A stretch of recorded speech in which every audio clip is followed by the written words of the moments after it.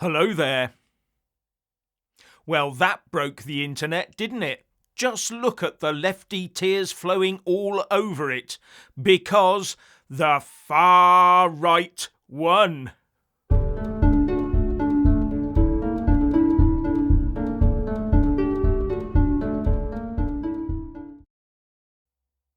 Those purple-haired, soy latte swilling, woke lefty, so-called social justice warriors did their best, didn't they? Parroting on about Nigel Farage leading a far-right party that wants to destroy the sacred cow NHS.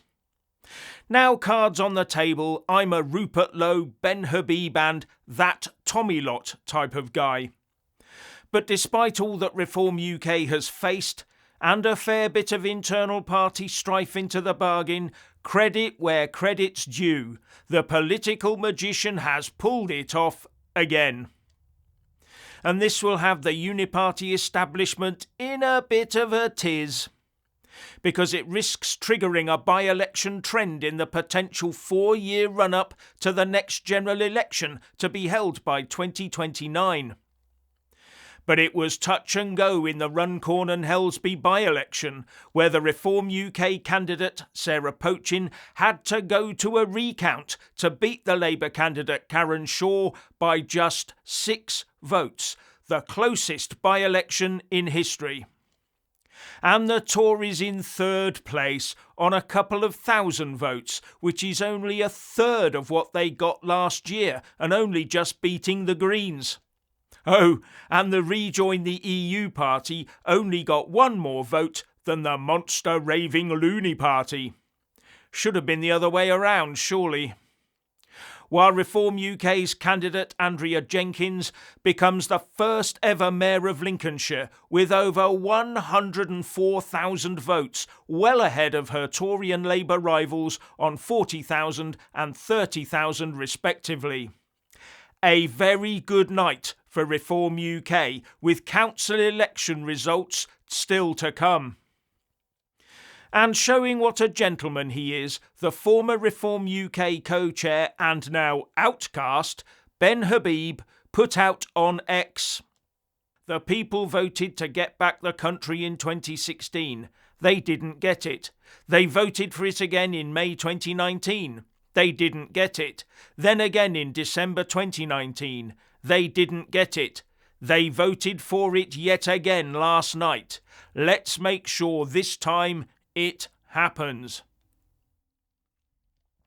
But look at the reaction to the Reform UK win from the lefties. Poor old Sarah. Just look at her ex-posting, talking about Reform voters being thick and racist and perpetually dumb. Oh, and they collectively think they've actually won something. They did. It's called an election.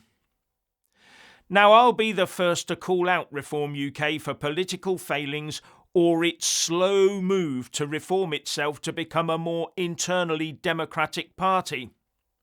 I've had a pop at Nigel and his chairman Mohammed Zia Yusuf for their treatment of both Ben Habib and Rupert Lowe. I even thought that might hold them below the waterline. But it didn't. And at the moment, as flawed as they are the only right-of-centre game in town. But the woke left are now getting extremely desperate in the face of an anti-woke movement that is gaining ground and starting to look like it's got a real chance of getting their leader, Nigel Farage, into number 10.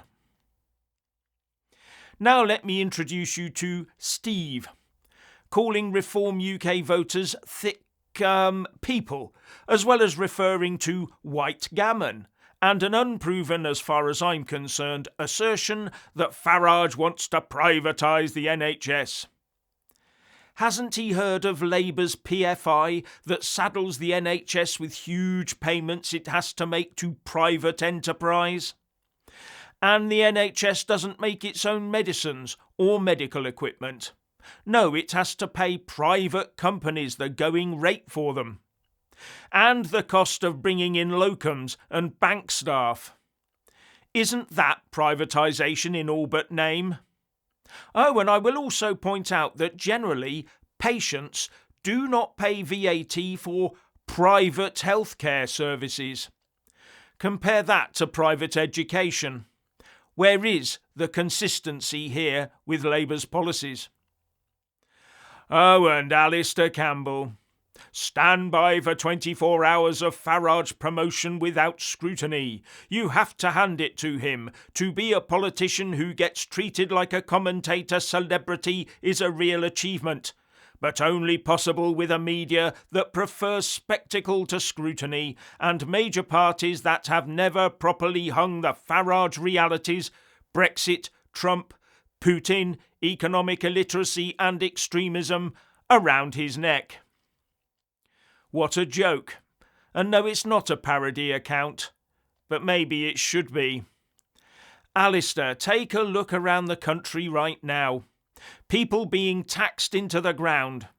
Anyone with money or young enough with nous is leaving the country. Legal and illegal immigration still through the roof.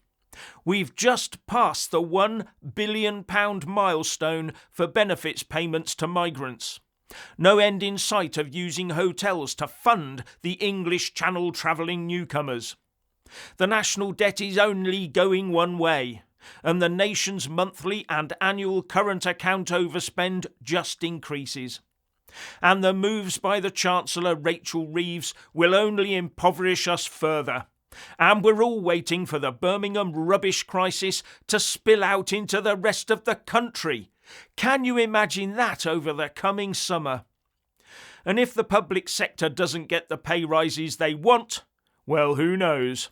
While Ed Miliband, now teaming up with Angela Rayner, are absolutely determined to destroy what's left of our energy security. With a developing story that the UK is preparing for blackouts a la Spain and Portugal. I could go on, but you get the picture. Now here's Simon Godson Esquire, who calls himself a deep woke bunny hugger. In his view, gullible idiots who voted for Brexit on the back of ridiculous lies from UKIP and Farage are now going to vote for Farage and Reform to clear up broken Britain, the Britain they broke. It's beyond human comprehension that so many people are that stupid. My retort would be that it's those that voted Labour just 10 months ago that have caused the most damage. And they've hit workers with more tax by the back door and given pensioners a good smacking too. And the voters have already had enough. Labour said they'd bring change. Yes, change for the decidedly worse. And everyone's seen it. Finally, please like, subscribe and comment below, and a big shout out to our Patreon supporters, and thank you for watching.